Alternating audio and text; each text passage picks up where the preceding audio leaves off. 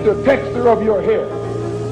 Who taught you to hate the color of your skin to such extent that you bleach to get like the white man? Who taught you to hate the shape of your nose and the shape of your lips? Who taught you to hate yourself from the top of your head to the soles of your feet? Who taught you to hate your own kind? Who taught you to hate the race that you belong to? Welcome again to Street Talk. My name is Ahmad Shakaraki. And on Street Talk, we did the political, social, and economics here in Michigan, the U.S., and abroad. And tonight, joining me tonight, Dennis Burnside, Charles Thomas, Paget Maynard. Okay, man, we got a lot to cover. I just want to mention one thing about the COVID-19. They were saying in South Africa, less people has gotten the shot than any place, South Africa and India. When India, the place where the the shots was coming from? For some parts of the world, the COVID vaccines that are distributed here in the United States are made in the United States. Okay. Yeah. So India produces a lot of injectables. That's part of their overall manufacturing base.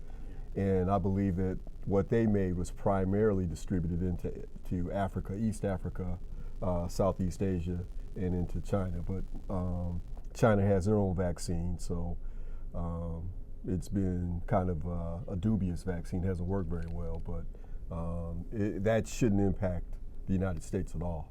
What they do over there, with respect to the COVID-19 vaccine. Okay, because they were saying that in a lot of places, and right here in the U.S., people had really dropped from taking it, you know. Well, there's something interesting going on. When COVID deaths, and I think that's the most important thing that you can measure with regard to the effectiveness of a vaccine or whether or not the virus itself is pathological danger, is look at the hospitalizations and death rates. Okay. And even at the height of the international peak of hospitalizations and deaths, you saw a conspicuously low level of hospitalizations and deaths in Africa. Central Africa, Eastern Africa, South Africa, it just didn't correlate with the rest of the world. So there needs to be some more study going on there.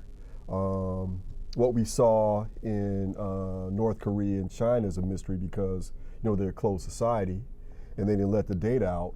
But what we saw in the rest of Asia pretty much mirrored what you saw in what we call the West, the European dominated countries. But right now, the lesson seems to be if you're in ICU or have recently had a relative die of COVID within the last couple of months, here it is June 2022, the message seems to be that the ones who are getting sick and dying right now are the ones who are unvaccinated, the ones who are skeptical about the vaccine. They're the ones who are having the problems, which shouldn't be a surprise, but I guess it's a surprise for those who are unfortunately becoming sick now. And there's still, you can pick up the paper. I think on Mondays, typically they release, Mondays or Tuesdays, they release the data from the week before. And we're still seeing weekly deaths and hospitalizations with COVID. Yeah, because I tested positive and I didn't have no symptoms because I've had all my shots. Okay. And I think that's one of the blessings that I have received. Yeah, Okay. It's like the virus is present in your body, but your body has such a strong defense, it doesn't mean anything to your body. It's there, you can discern it with testing mechanisms, but it doesn't have any type of detrimental effect in your body because you've been vaccinated, and that's a good thing. And we see here in the U.S., over 1 million people now has passed away. COVID related. Yeah. Over 1 million. Yeah. Oh, it's been devastating. It's been absolutely devastating. It's ruined families. It's devastated children who's lost parents, businesses. It's changed our behavior. Right. Between COVID and gun violence, I think twice about accepting any invitation to do some type of public event. Yeah. You know, a Yeah. concert, a birthday yeah. party, Yeah. a comedy show, a play, anything. church, like, you name it. Yeah. You got to Yeah. think twice nowadays. Yeah.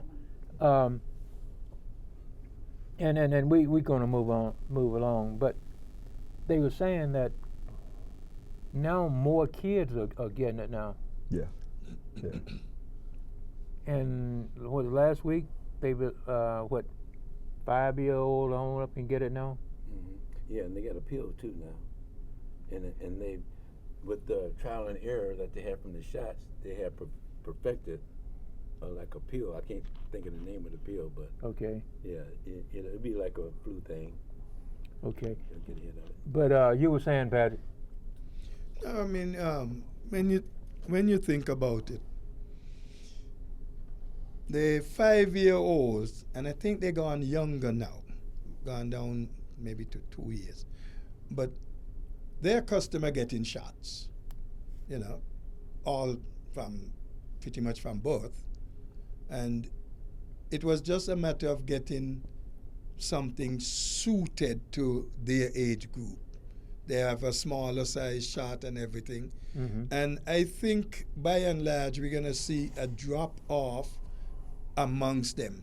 We got to bear in mind that lots of parents refused to have their children vaccinated previously, so that that was creating more of an effect in that population. But with things as they are now, we can see a decline coming. But I think we still need to differentiate between children who've tested positive for COVID and children who have become sick from COVID. And we still see very, very few children getting sick, and even a smaller number who have had to be put in ICU or passed away. So again, immunization does not prevent you from testing positive for COVID. No. Immunization prevents you, for the most part, unless you have some type of pre-existing condition or some type of compromise, from becoming ill or dying from it.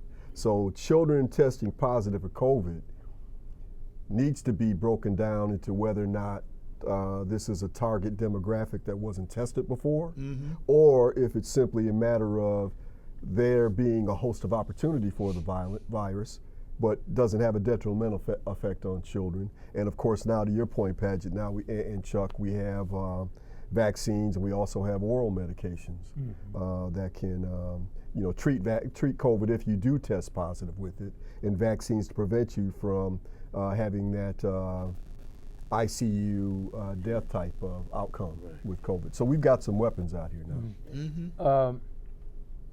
About 4 or 5 months ago, they was talking about having hearing everything on the 6th of last year, January 6th, and the people, let's move on.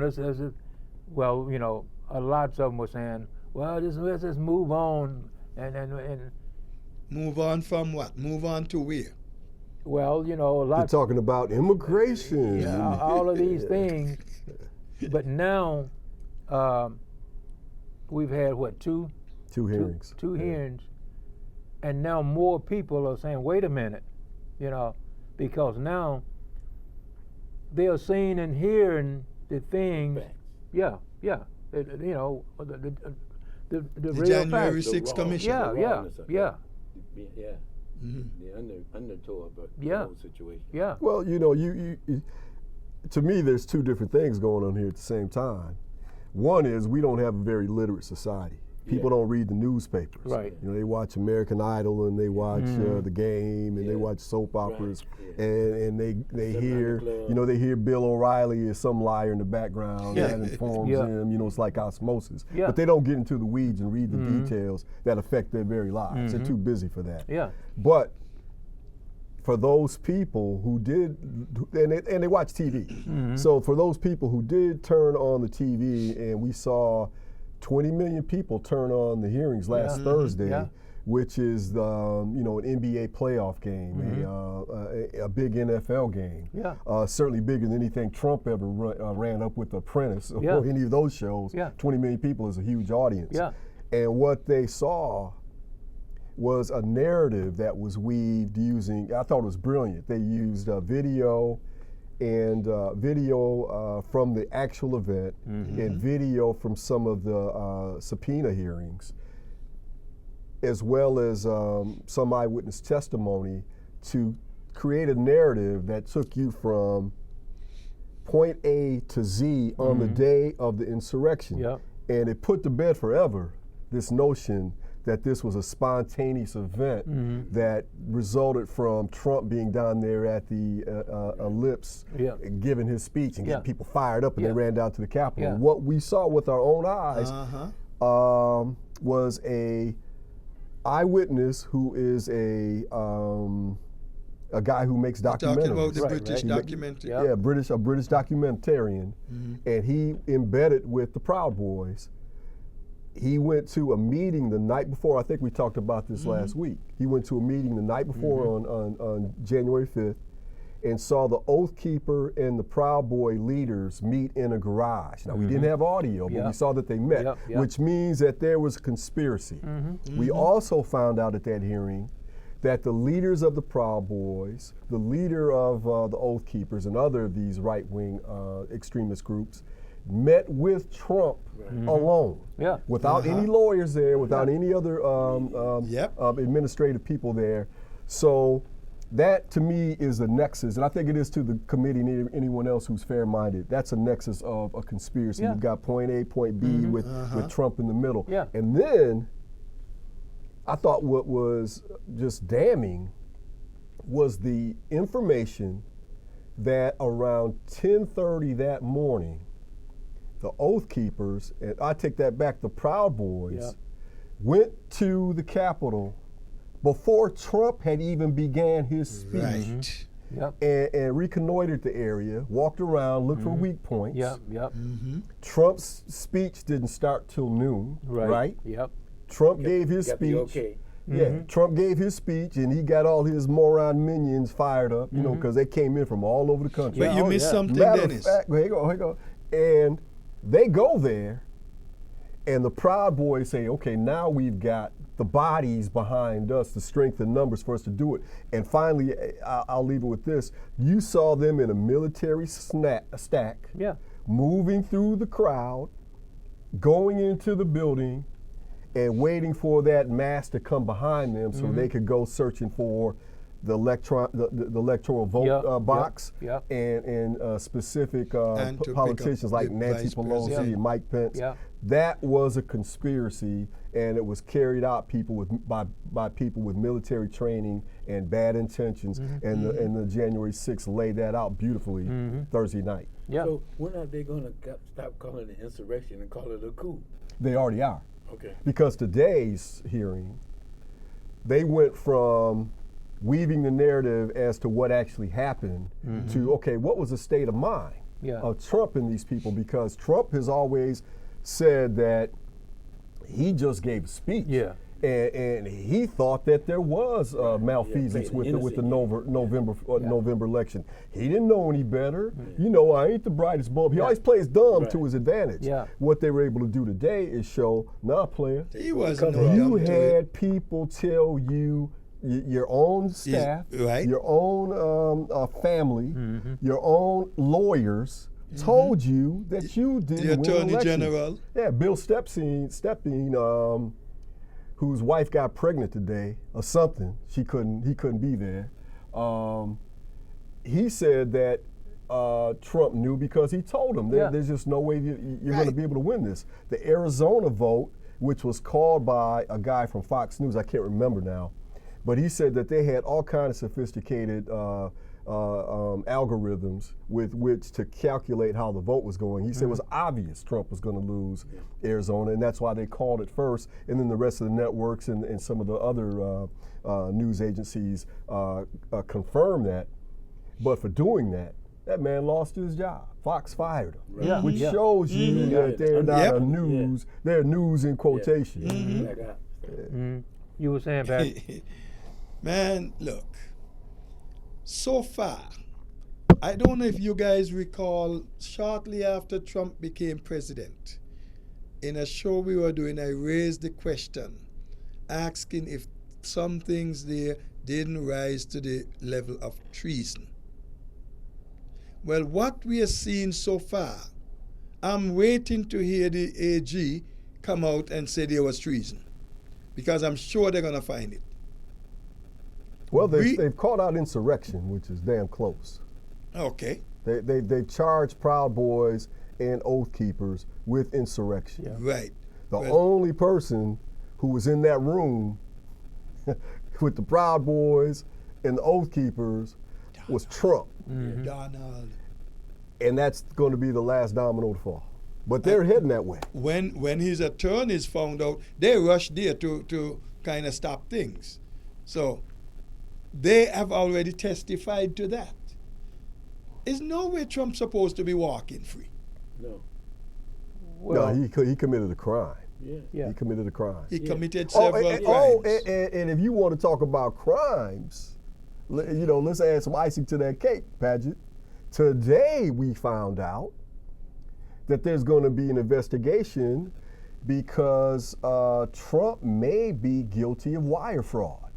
He had been I should say, because they're still doing it, began raising funds off this January 6th an election fraud conspiracy. Yeah. And getting money that they put in their own pockets. He gave some to Rudy Giuliani. He gave some to his own campaign. He gave some to other organizations. Most Millions of that money was when going to they Trump. knew there was no voter fraud. Yeah. And so that's they're out there. It's the same thing they did with Bannon. Bannon got convicted of a crime for duping those dummies that support Trump, and they still look to Trump for leadership, even though it's been obvious that the man has been just pocketing their money for his own benefit. Yeah. He's been asking the supporters to send money for his defense fund. Right. But most all of that money that came in, millions of dollars, went straight to him, not to the party. No. Besides, he has had the Republican National Committee to pay fees for him. Yeah. And he overextended people's bank account. Sure did. Yes. And to me that's pyramid. And you see, when these people were unaware, you say, "Oh, well, just check that box," and they checked the box, not even knowing No, what it was worse they were than that, checking. Patrick. It was worse than that. They got this campaign email asking them to contribute, and at the bottom in small print, the first few months it wasn't even there. Finally, they got enough pushback. They added in small print at the bottom. If you don't want this to be recurring monthly charge, check this box down here. Yeah. People didn't even see it. So to your point, you had people losing their homes. Yeah. You had people losing their cars and losing their bank accounts because Trump cleaned them out. Cleaned them out. Still, this man, They look. still support it. Yeah, this man is a lifetime con man. We know that. When he didn't get an Emmy for The Apprentice, he said it was rigged. Yeah. When he lost to Ted Cruz, who before he became a politician was the uncle on the Munsters, he said when Ted Cruz beat him, that was a fraud. Yeah. Everything in his life when he doesn't succeed is fraudulently taken from him. Yeah. You see, And these people seem to think, yep, that makes sense to me. Yeah. He lost by 1 million votes. There was no close election at all historically by historical standards. Right. But yeah, this guy got ripped off. Right. Yeah. Yeah. So Not the scale. because of that, Chuck, I don't really feel all that bad that they got cleaned out. Yeah. You know? Yeah. You gonna play a sucker game, Yeah. you gonna get sucker prizes. You lay down with dogs, you can wake up with fleas. Indeed. There's a lot of You play skull- dumb games, you get dumb prizes. A lot of Right? skullduggery going Yeah, on. we go on and on. You end up wow. going when the rabbits got the gun. Right. And then he tried to sell this building. He raised the money. He raised the price of it two and a half times Yeah. more than what it was. Yeah, for his campaign when he won the election, he had a big party that jacked the prices up. Inauguration, you know. Oh yeah, yeah. So his Oh well, hotel even in Washington D.C. the inauguration ball and all that, yeah. it was housed at his hotel. Yeah. The price tag was jumped up Yeah. way Yeah. up. Yeah. I mean, there's a lot of fraud that went on Yeah. and probably still going on. And I believe if they let Donald Trump walk, everybody else in prison should be allowed to walk. Well, that's Well, if we had a society that was justice. based on Yeah, justice. yeah. We I also know. found out today. That's why I say if. Yeah. We also found out today from Trump's advisor and former Nazi Party member Mark Miller that Rudy Giuliani was obviously drunk the night before January 6th and the 2 nights thereafter, where he's advising Trump on this fact that he had been ripped off by the election. He's in there. Yeah, Donald, we got to sue these guys. We got to, and he's drunk out of his butt. Yeah. And Rudy made a they said fool that of under himself. oath today that Giuliani was giving him advice while drunk. Now Giuliani's got a new problem where they just announced in federal court in D.C. today that they're looking at taking his law license from him. He already had it suspended. Suspended. Yeah. Now they're talking about permanently revoking it. Yeah. I don't get. I mean, let's look at Giuliani for a minute. This man had, forget what you think of him, because I never thought all that much of him. But here's a man who was Southern District New York Attorney General. Yeah. Big ups on your resume. That's Yeah. 5 stars. Mayor of New York. Yeah. Big ups on your resume. Yeah. Had become wealthy. Yeah. Was world renowned as this crime fighter. Yeah. And he throws it all away. Yeah. For this guy who he had to know, Yeah. being from He New York, knew. was a lifetime con man, fraud man. Yeah. Listen, And he threw it all away and Yeah. jumped in bed Yeah. with him and did Yeah. his dirty work, and Yeah. now look what it's doing Yeah. for him. Right. Dennis, And is no way Giuliani could say he didn't know about Trump. No way. Because he was in the federal system Yeah. fighting crime. Yeah. He was the man who brought down the mafia people and all of that. Yeah. So he Patrick, knew. I used to go to New York frequently and read the papers there, because this is back before the internet. This is back during the 90s. And you'd read the local papers. You'd read the Times, the Post, Yeah. all the different papers, editorial pages. Yeah. And it was almost daily. They'd have an article making fun of Trump. Yeah. Look at this clown. Yeah. Look at this Yep, doofus. yep. And then he gets on The Apprentice, and people think that this guy's some kind of billionaire success, and he obviously wasn't. But Giuliani was there, and if I knew it as a visitor, Giuliani had to know to know himself. But I think he saw a cash cow coming along, Yeah. and he was going to Yes. jump on and milk it. Oh yeah. just like Putin seen. Yeah. See a fool, use a fool, Yeah. right? Yeah. Oh, man. But let's deal with the next 5 more meetings they're gonna have now. Yeah, there's going to be 5 more. And 5 more hearings. what do you think gonna come out? Well, I think we're going to have more eyewitness testimony, like we had today. People were actually involved in the conspiracy or had access to documents or conversations or witness actions that will conclude that this was not a spontaneous event based on a genuinely perceived crime. Okay. Trump has made the point that I actually thought that they stole it from him. Yeah. I didn't have well, we know now that he knew better. Yeah. Today's hearing put that to bed. Yeah. He knew from his own lawyers, his own team, and myriad own other people. sources that he Own did. people, yeah. And I think now what we're going to see from now on is more and more of the small caulks filled in, because we know the picture now. We know that it was a conspiracy. We know how it was planned. We know how it was executed. Now we're just going to have it reinforced over the next 5 meetings as to who actually did what and on what day. Yeah. Do you think America's credibility is at stake? Oh, hell yeah. Oh, yeah. I mean, you know, one of the problems we've had internationally, even after Biden won the election, is a lot of people are saying, look, man, I'm glad you're in there, Biden, but what gotta watch happens it in and see. 4 years or 8 years when a Republican gets back in there, or even God forbid Trump. Yeah.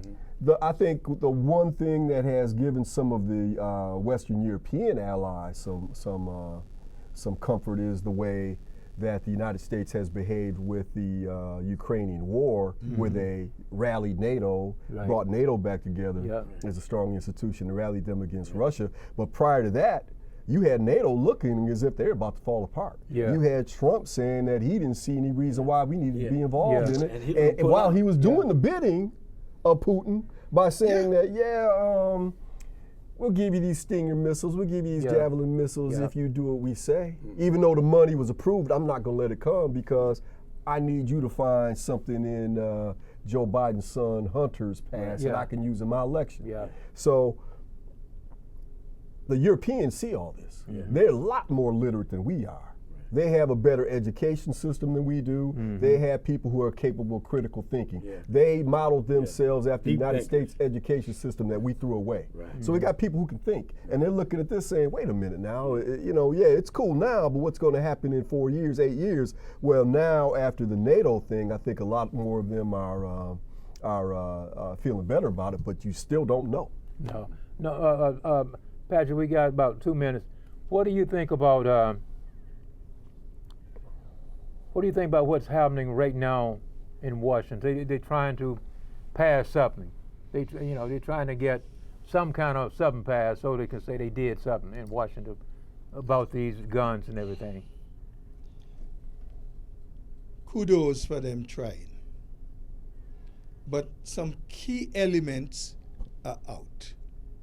The Republicans will not talk about certain things.